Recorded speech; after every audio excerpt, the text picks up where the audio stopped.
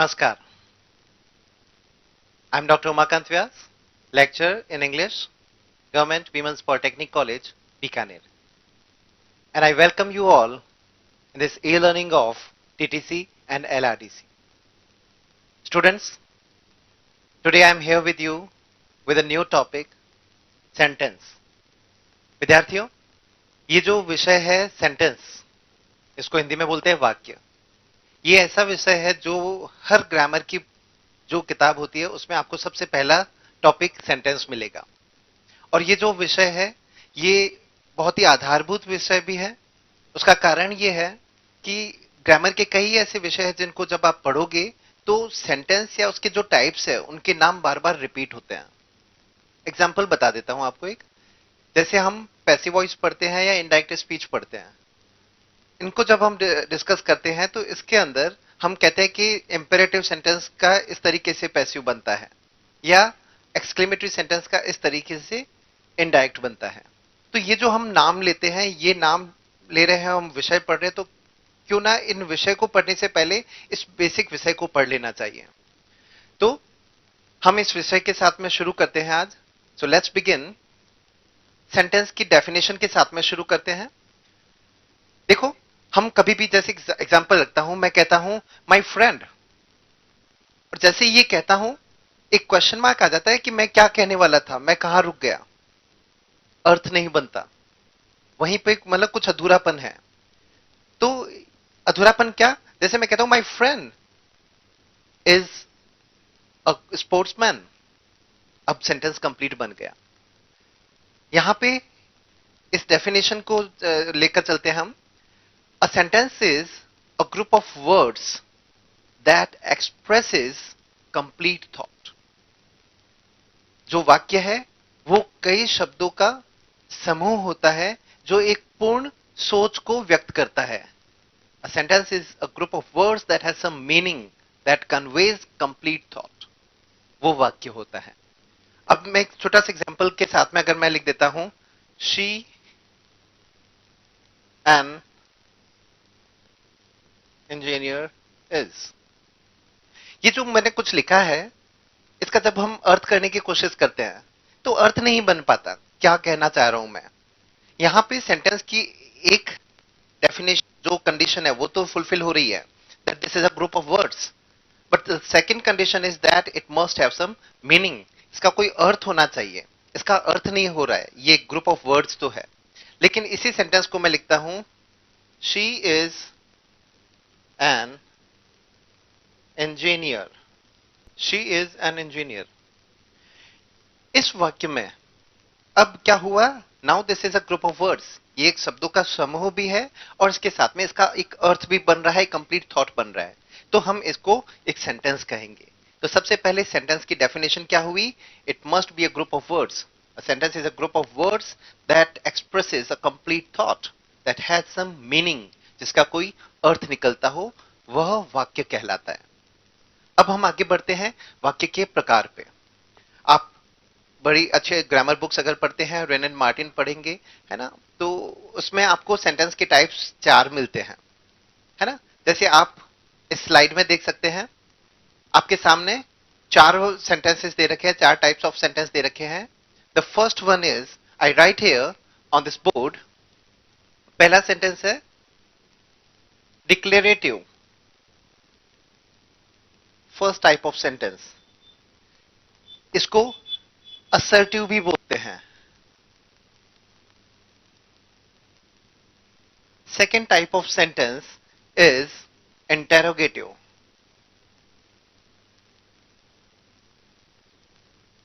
Third type of sentence is imperative.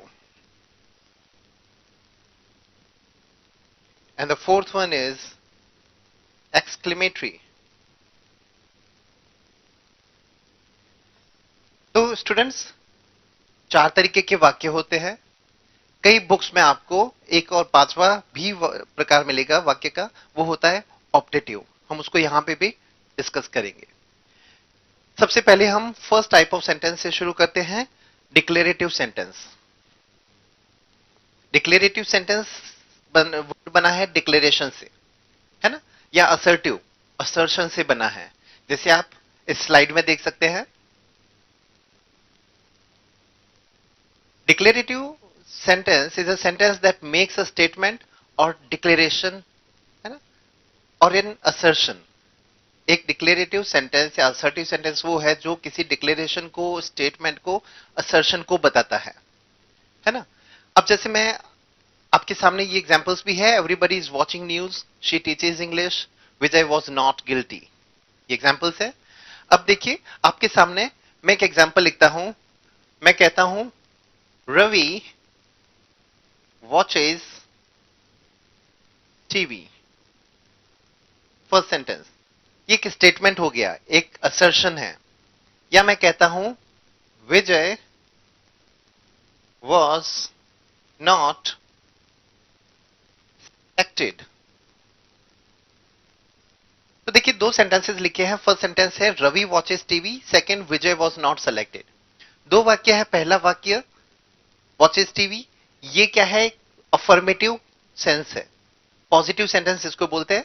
Second negative meaning दे रहा है। तो एक असर्शन या डिक्लेरेशन अफर्मेटिव भी हो सकता है, नेगेटिव भी हो सकता है। So declarative sentence is also divided into two parts, affirmative and negative. तो कोई भी वाक्य जो डिक्लेरेशन एक्सप्रेस करता है, स्टेटमेंट बताता है, वो डिक्लेरेटिव सेंटेंस होता है। The example is there before you. Now let's move to the next part, next type of sentence. Next sentence is interrogative sentence, a sentence that asks question. एक ऐसा वाक्य जो प्रश्न पूछने के काम आता है, जिससे प्रश्न पूछा जाता है। अब जैसे इसमें एग्जाम्पल लिखा हुआ है, एग्जाम्पल है are you tired, have you taken medicine, where do you work. So students, ये सारे प्रश्न पूछने वाले वाक्य है। देखो प्रश्न पूछने के लिए मैं यहां पर जैसे इसका एग्जाम्पल बताता हूं, interrogative. Interrogative sentence is a type of sentence that is used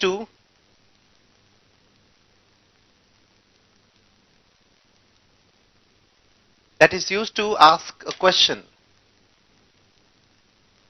जैसे मैं सेंटेंस लिखता हूं,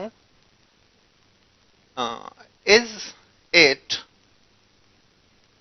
your property, is it your property. ऐसे वाक्य जो इंटेरोगेटिव सेंटेंस है वो या तो हेल्पिंग वर्ब से शुरू होते हैं या WH वर्ड से शुरू होते हैं, फर्स्ट। सेकंड, ऐसे वाक्य प्रश्नवाचक चिन्ह जो होता है इंटेरोगेशन मार्क, उस पे खत्म होता है। इज इट योर प्रॉपर्टी, ठीक है। या फिर मैं कहता हूं वेयर डू यू रिजाइड, ये WH वर्ड से शुरू हुआ, ये हेल्पिंग वर्ब से शुरू हुआ, और ये प्रश्न पूछने के काम आता है। तो this is your second type of sentence. अब हम बढ़ते हैं नेक्स्ट टाइप ऑफ सेंटेंस पे। इस स्लाइड में जैसे देखिए, third type of sentence is imperative sentence. ये होता है आज्ञा सूचक वाक्य, ठीक है, imperative, a sentence that expresses request और कमांड। आप एग्जांपल देखिए, take off your shoes, do not wear this shirt, please watch this video, let me take some time. ये चारों एग्जांपल लिख दिए।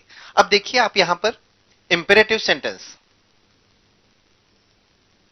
इंपेरेटिव आज्ञा सूचक वाक्य, ठीक है। इन वाक्यों की पहचान क्या होती है, ये वाक्य वर्ब की फर्स्ट फॉर्म से शुरू होते हैं, या डू नॉट से शुरू होते हैं, प्लीज और काइंडली से शुरू होते हैं,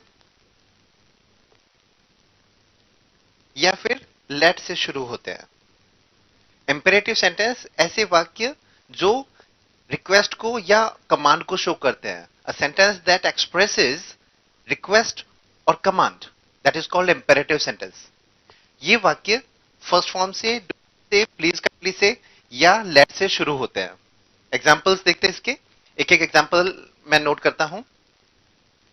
जैसे मैं लिखता हूं राइट एन एप्लीकेशन, ये सेंटेंस है, फर्स्ट फॉर्म से शुरू हो रहा है, this is imperative sentence. Second, do not copy your friend. Do not copy your friend. ये शुरू हो रहा है do not से. This is imperative sentence. Third, जैसे मैं कहता हूं please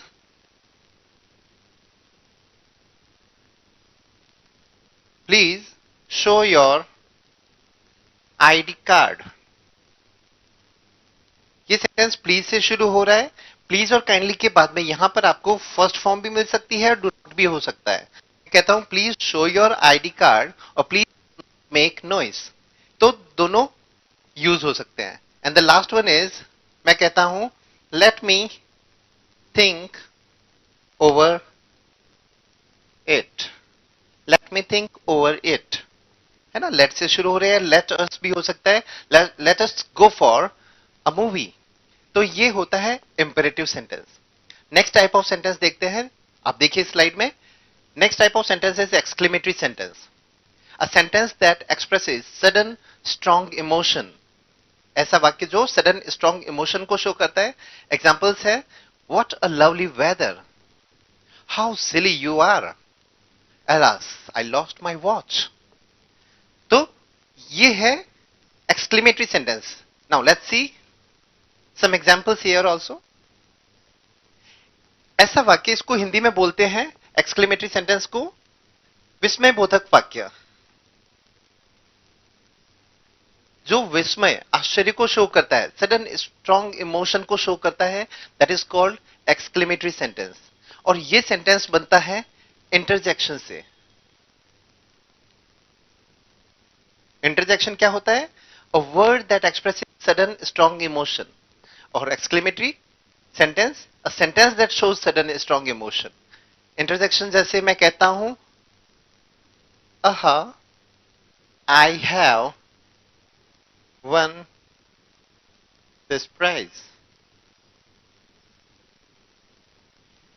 ये वर्ड है इंटरजेक्शन और पूरा वाक्य कहलाता है एक्सक्लेमेटरी सेंटेंस. या मैं कहता हूं, how silly your question is. How silly your question is. This is called exclamatory sentence जो aha, alas, bravo, hooray, how और what से शुरू होता है. ये ध्यान में रखना, how या what question word नहीं है, exclamatory word है. ये interjections होते हैं. This is your fourth type of sentence. Now let's move to the next type of sentence. Next type of sentence is optative. A sentence that shows wish or curse, है ना. ऐसा वाक्य जो wish को या कर्स को, इच्छा सूचक वाक्य कहते हैं इसको हिंदी में. ठीक है. ये सेंटेंस मे से स्टार्ट होता है और एक्सक्लेमेशन मार्क पे खत्म होता है. जैसे एग्जांपल देखो आपके सामने है, may you win this competition, may she recover soon from her disease, and may you lose your match, है ना. ये एग्जांपल्स आपने देखे. अब मैं आपको एक दो एग्जांपल और बताता हूं. जैसे मे you be selected in this series. ये हो गया ऑप्टेटिव सेंटेंस. मैं अगर अच्छा सोच रहा हूं तो वो विश में आएगा, वरना कर्स में आता है. So optative sentence expresses either wish और कर्स. मुझे लगता है ये 5 तरीके के जो वाक्य है आपको समझ में आ गए होंगे.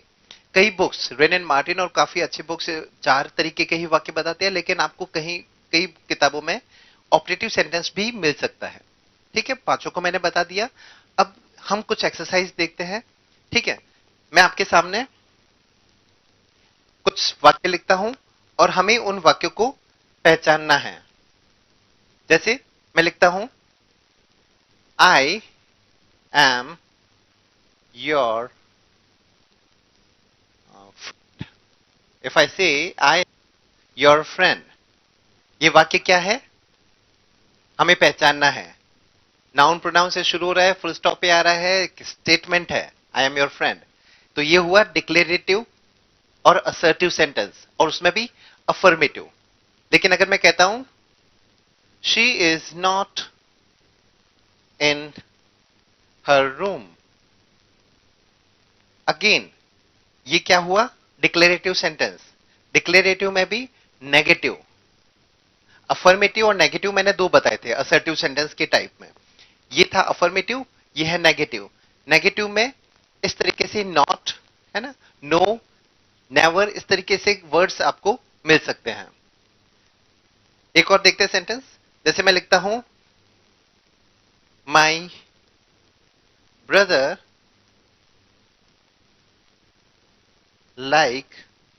Likes you. This is again declarative sentence that starts with noun and pronoun, है ना, and ends with full stop. Next sentence, do you speak French. ये कौन सा वाक्य है? हेल्पिंग वर्ब से शुरू हो रहा है, क्वेश्चन मार्क से एंड हो रहा है। This is called interrogative sentence. एक और वाक्य देखते हैं। जैसे मैं लिखता हूं do not drink this milk. Do not drink this milk. तो मैंने बताया था if any sentence starts with do not, first form, please and kindly और let, that sentence is called imperative. तो ये क्या हुआ? इंपेरेटिव सेंटेंस हुआ। और देखिए एक sentence, alas your book is burnt। alas your book is burnt, ये वर्ड है, ये आपको बताएगा कि ये कौन सा वाक्य है। ये वर्ड कहलाता है इंटरजेक्शन, और इंटरजेक्शन से जो वाक्य बना है वो है एक्सक्लेमेटरी सेंटेंस। ठीक है, तो ये कुछ मैंने एग्जांपल आपको बताए हैं। अब हम अगले स्टेप पे बढ़ते हैं। अगला स्टेप है कि किसी भी जैसे टाइप ऑफ सेंटेंस देख लिए, उन टाइप ऑफ सेंटेंस में किसी सेंटेंस को स्ट्रक्चर के हिसाब से कितने पार्ट में बांटते हैं, है ना। तो कितने पार्ट में बांटते हैं देखते हैं। Sentence, she has done work. She has done her work. इस वाक्य को, सेंटेंस को दो हिस्सों में बांटते हैं इसको स्ट्रक्चर के हिसाब से। एक हिस्सा होता है वो कहलाता है subject, and the second is called predicate। A sentence has two types. First is subject, second is predicate। एक वाक्य को दो टुकड़ों में बांट सकते हैं, सब्जेक्ट, प्रेडिकेट, कर्ता और विधेय। ठीक है, इस वाक्य में ये जो हिस्सा है this is called subject. Actually होता क्या है, किसी भी वाक्य को, जैसे हमने पढ़ा था कि एक कंप्लीट थॉट होता है। सो वो थॉट अगर जिसके बारे में कहा गया है दैट इज कॉल्ड शी। हम जो बात जिसके बारे में कह रहे हैं वो कहलाता है कर्ता, और जिस जिस कर्ता के बारे में जो बात कही जाती है वो कहलाती है प्रेडिकेट। तो यहां पर हम एक लाइन करते हैं और जो बचा हुआ हिस्सा है ये सारा है, दिस इज कॉल्ड प्रेडिकेट।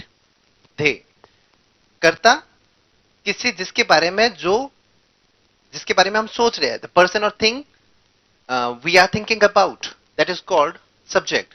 और whatever we think about the subject is called predicate.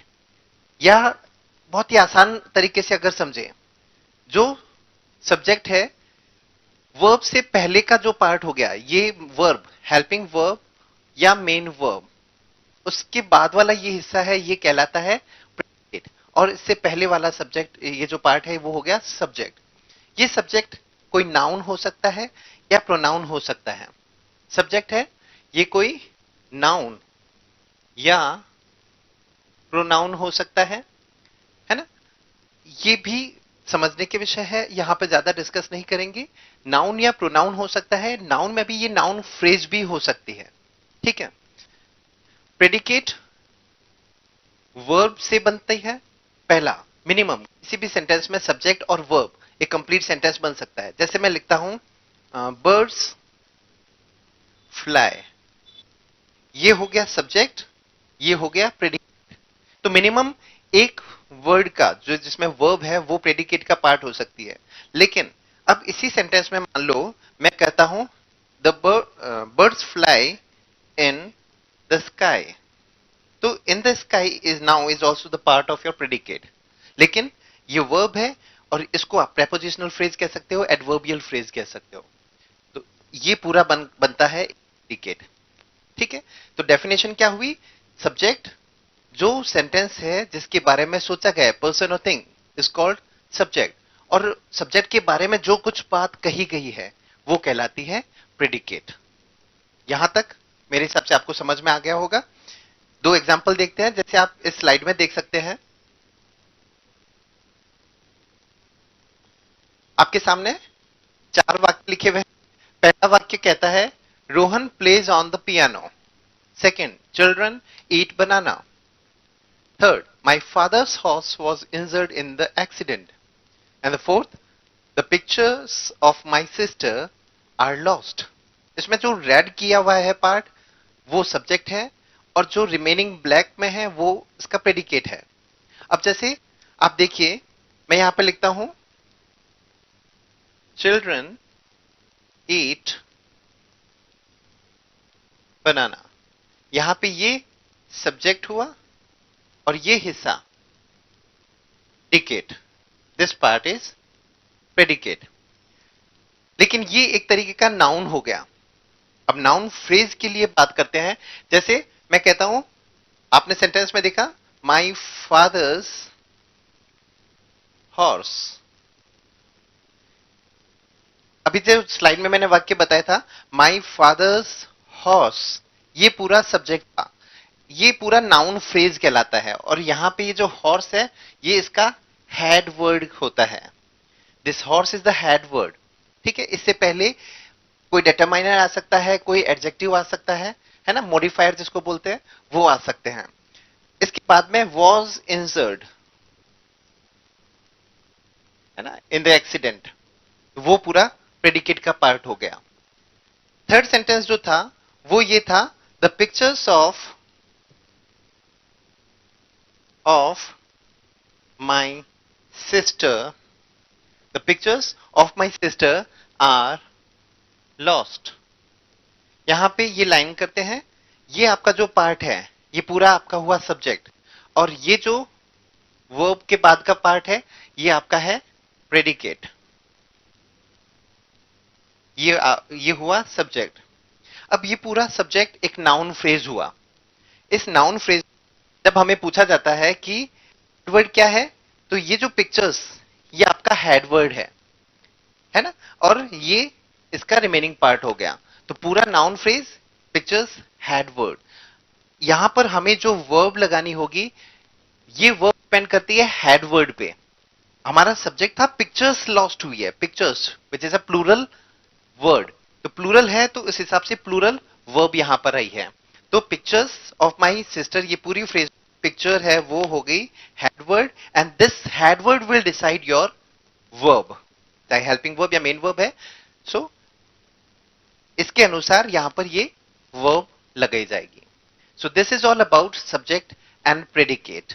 अब सो स्टूडेंट्स, आज हमने इस लेक्चर में पढ़ा सेंटेंस क्या होता है, सेंटेंस के कितने प्रकार होते हैं, और के सेंटेंस को कितने टुकड़ों में बांटा जाता है, सब्जेक्ट और प्रेडिकेट।